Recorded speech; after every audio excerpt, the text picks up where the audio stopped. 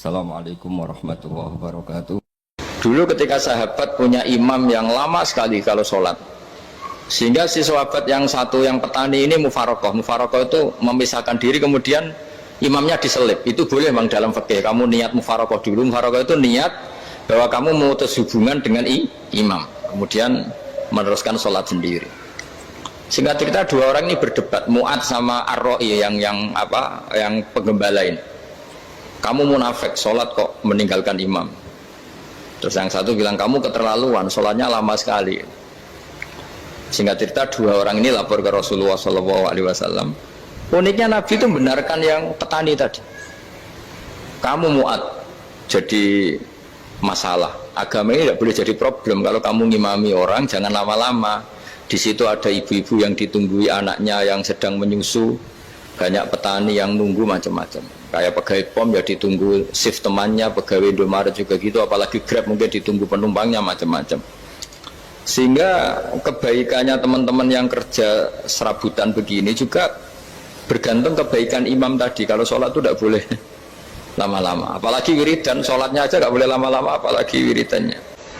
Nah, kadang-kadang orang ngira kebaikan tuh nggak ada sempritnya, ada juga. Sholat tuh ya disemprit sama Nabi, kalau terlalu lama juga disalahkan, karena nanti agama ini menjadi apa? Problem, menjadi problematika. Nah, termasuk kebaikan kita ketika membolehkan ya, atau mentoleransi atau mendukung pekerjaan mulai Grab dan lain-lain adalah agama ini rahmatan lil alamin. Dulu ada seorang sahabat tanya, ya Rasulullah, boleh enggak kita ngegeng di perapatan gitu? Kata Nabi, ya jangan kalau bisa, tapi kita harus natahaddasannya, itu tempat kita jagungan di perapatan, di tempat-tempat umum lagi, di halte, terus kata Nabi, nggak apa-apa, tapi fa'atut thoriq haqqaha, kamu harus memberikan hak jalan itu. Apa hak jalan itu? Satu, kamu amar ma'ruf, kalau bisa ya nahi mungkar, kemudian bikin suasana orang lainnya menjadi aman. Nah, ini yang catatan. Kalau hitung saja, yang ikut Grab itu berapa ribu? Nah, ini tuh energi besar. Kalau di atas 100, berapa? 100 ribu. Hitung ya teman-teman di Grab, 100 ribu. 100 ribu ini kalau soleh semua, atau setengah soleh lah, kalau soleh banget keberatan dia soleh, setengah soleh. Itu tuh ada, ini sudah saya pikir, ada kebaikan yang menyebar di seluruh Nusantara yang berjumlah 100 ribu. Ini luar biasa. Ada kecelakaan, dia menolong pertama. Ada pemerkosaan, menolong pertama. Mungkin ada pencurian, ada apa. Maka kata Nabi, kamu kalau harus di jalan, itu kamu berkontribusi amar ma'ruf nahi mungkar. Saya sering ke Jogja, karena saya mulai 98 di Jogja. Ya sering di terminal malam-malam. Saya ketika kecil itu sering diceritain, orang nggak berani ke terminal ini, banyak preman, nggak boleh ke terminal ini karena banyak preman. Ya mulai dari Sumatera, Jawa, hampir seluruh Indonesia. Kalau jam sekian sampai sekian sudah nggak berani karena banyak apa? Preman.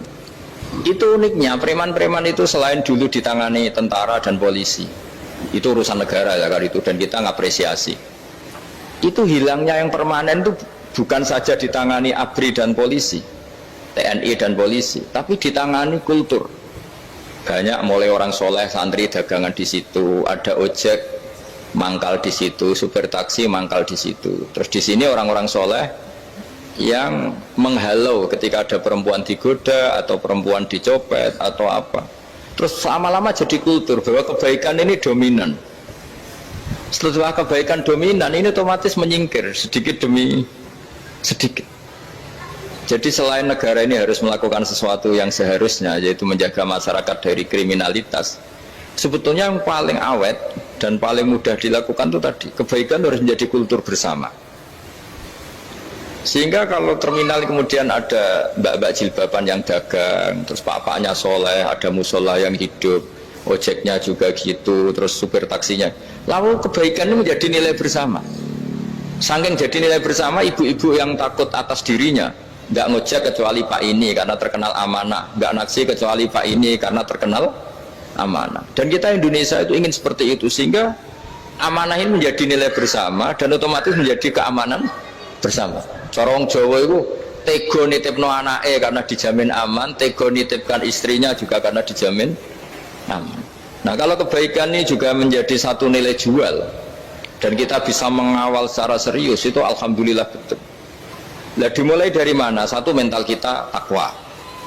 Kedua, sistem sosial, bahwa kita terkoneksi oleh indukan ya, juga terkoneksi oleh kepolisian. Maksudnya karena kita terdaftar, kalau ada anak hilang kan tinggal ini yang bawa wahyu misalnya. Jadi saya mohon, semohon-mohonnya, kebaikan ini harus jadi nilai bersama. Setelah terminal itu banyak orang baik, otomatis yang ini tuh menyingkir itu. Akhirnya apa? Nanti yang bos-bosnya toko itu ya hanya nitipkan sama orang soleh, yang mau nge-grab juga hanya titip sama yang soleh, begitu seterusnya, sehingga jadi siklus kebaikan yang bersama. Nah ini yang dimaksud Quran, wa tamiru bainakum bima'ruf. Iktimar itu namanya urusan bersama ya, saya ulang lagi ya. Jadi orang Arab kalau bilang iktimar itu urusan bersama, sehingga bahasa Arabnya konferensi besar itu kalau di NU disebut apa? Muktamar. Muktamar itu menjadikan urusan publik dirembuk, itu namanya apa? Muktamar. Nah di antara kebaikan yang diinginkan Islam itu wa tamiru bainakum bima'ruf. Urusan kebaikan ini menjadi urusan apa? Bersama. Ya saya contoh itu kecil saya itu mesti dikandani sama orang-orang tua, jangan di terminal ini sampai jam ini, jangan di perapatan ini ketika sudah jam begini. Tapi barokahnya orang soleh bertebaran di mana-mana itu. Yang tukang grab ya di mana-mana, yang penjaga toko ya banyak yang soleh, yang ngojek, yang macam. Sehingga di terminal itu nyari tempat sholat ya gampang, cari tempat duduk ya gampang, nyari orang amanah ya gampang. Bahkan lama-lama yang nggak amanah ini nggak laku. Dan ini yang kita inginkan. Dan ketika nggak laku, akhirnya dia kalau ingin laku harus amanah, atau ingin laku harus tobat. Nah agama ini urusan bersama, sehingga Allah mengistilahkan wa tamiru bainakum bima'ruf. Jadikan kebaikan ini urusan bersama. Sehingga karena ini urusan bersama, ketika kita jadi kiai juga harus, kalau misalnya tadi ada Gojek kok makmum, atau Grab kok makmum, atau supir bis kok makmum, kiainya harus cepat sholatnya. Jangan baca surat Baqarah, nanti diomel-omelin apa penumpangnya. Begitu juga ibu-ibu menyempatkan jamaah, waktunya tidak lama, di rumah sudah ditunggu anaknya yang masih menyusu. Makanya Nabi ngendikan idza amma ahadukum as-sholata falyukhaffif. Kalau kamu jadi imam, sholatnya harus relatif cepat. Fa inna fihim ad-dhaif badal hajat. Di antara makmum itu yang banyak punya urusan. Selain ada yang lemah, ada yang punya banyak urusan.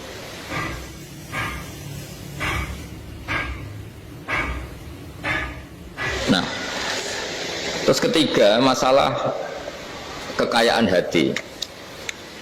Kekayaan hati ini penting sekali, karena rata-rata teman di Grab itu kan miskin lah. Tapi jangan miskin sampai miskin hati itu. Bahwa kamu nyari nafkah itu sudah ibadah, berkelana di bumi Allah juga ibadah, menyaksikan macam-macamnya orang itu juga ibadah. Bahkan menambah khazanah ilmu. Di antara warisan ilmu yang kita dapatkan dari Rasulullah SAW, misalnya kamu jalan-jalan, punya kaki dua, punya tangan dua. Gara-gara jalan-jalan sering ngerti orang yang buntung. Alhamdulillah meskipun saya hanya Grab masih punya kaki itu. Terus ketemu orang buta ya gitu. Alhamdulillah ladzi afani mimma btalaka bih. Alhamdulillah saya terselamatkan dari seperti itu. Sehingga melihat orang maksiat juga gitu. Saya meskipun gini terselamatkan dari jari tempat maksiat, dari, sehingga hidup itu tidak nelongso gitu. Ada nilai lebih yang kita punyai. Jadi di antara kebaikan Islam adalah orang disuruh ingat sisi nikmat. Nah kalau nikmat itu sudah ada semua, kata Imam Ghazali, nikmat hidup. Kata Imam Ghazali, jika nggak ada kenikmatan yang Anda punyai, kamu datang ke kuburan. Disuruh datang ke kuburan. Dan kamu bilang begini,